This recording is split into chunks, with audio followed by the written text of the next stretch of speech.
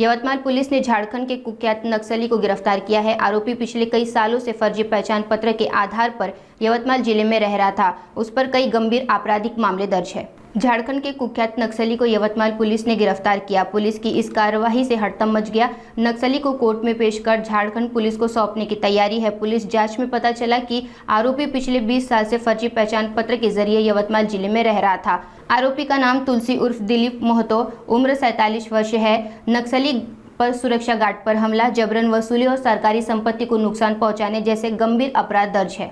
1-2 महिन्यापूर्वी आपल्या जिल्ह्यामध्ये एक नक्षल आहे म्हणून आपल्याला काही माहिती मिळाला होता, पण ते आपल्याकडे डिटेल माहिती नव्हता आणि त्या माहिती घेऊन आपण त्याच्यावर ऑलमोस्ट 1-2 महिन्यापासून आपण वर्कआउट केले आणि आपल्याला नाव पण पूर्ण नाव माहिती होता आणि त्यानुसार आपण पूर्ण ह्यूमन इंटेलिजन्स आणि टेक्निकल इंटेलिजन्स वापर करून आपण खात्री केली की आपल्याकडे नक्षल आहे आणि त्यांच्या ते झारखंडच्या आहे, झारखंडच्या हजारीबाग जिल्ह्याचा आहे।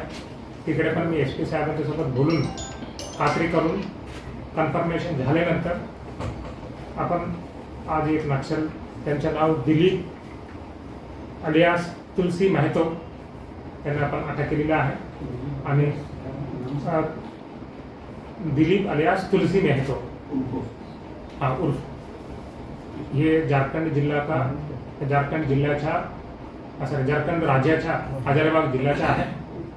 ते 1993 मध्ये नक्षल दलामध्ये पार्टिसिपेट केला, जॉईन झाला होता आणि तेव्हापासून 97 मध्ये ते एरिया कमांडर म्हणून पण त्यांना प्रमोशन पण मिळाला होता। नक्षलमध्ये 99 मध्ये 1999 मध्ये एक मुठभेडमध्ये पण पार्टिसिपेट केला होता, पोलिसांच्या सोबत फायरिंग झाला होता आणि त्यांच्या विरुद्ध टोटल हजारीबाग जिल्ह्यामध्ये झारखंडमध्ये 6 गुन्हे दाखल आहे।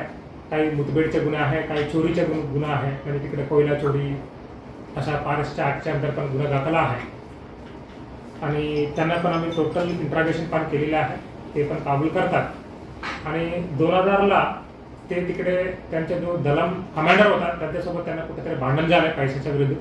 म्हणजे हे पैसा जनरली तिथे नक्षल लोक पैसा गोळा करतात, ते तेंदुपत्ताकडून, कॉन्ट्रॅक्टर्सकडून, ट्रक्सकडून ते पैसा ते त्यांच्या दलांना देतात। यांचं म्हणणं आहे की ते पैसा कलेक्शन केले पण काही 50,000 पैसा कमी दिले। तेव्हा कमांडरच्या सोबत त्यांचे भांडण झाले। त्यांना वाटतं की कमांडर यांना मारून टाकणार म्हणून ते तेव्हापासून ते पडून ते मुंबईला गेले। मुंबईला 2000 ते 2004 पर्यंत होता, तिकडे एक लेबर म्हणून काम केले। त्याच्यानंतर त्यांच्या एक भाचा इथं होता आपला मारेगावला, त्यांना पकडून ते आपल्या 2004ला मारेगावला आले। तेव्हापासून आपला मारेगावला 2 वर्ष, त्याच्यानंतर पारवाला 2 वर्ष, त्याच्यानंतर आपल्या यवतमाळ शहरमध्ये ऑलमोस्ट म्हणजे 2004 पासून आतापर्यंत यवतमाळ जिल्ह्याला तो आहे। आणि ते काय करायचे, इथे त्यांना नाव दिलीप म्हणून लोक ओळखतात पण त्यांच्याकडे काही आधार कार्ड नाही, ड्रायव्हिंग लायसन्स पण नाही आहे। तो त्यांना काय केलं, तो एक फेक आधार कार्ड काढले। एक आदमी जो इसम मरण पावला होता त्यांच्या नावावर एक फेक आधार कार्ड काढले आणि दुसरा इसम जो मरण पावला होता त्यांच्या नावावर पण एक त्यांच्या ड्रायव्हिंग लायसन्स पण घेतले। तेव्हापासून इथे त्यांचं काम चालू आहे।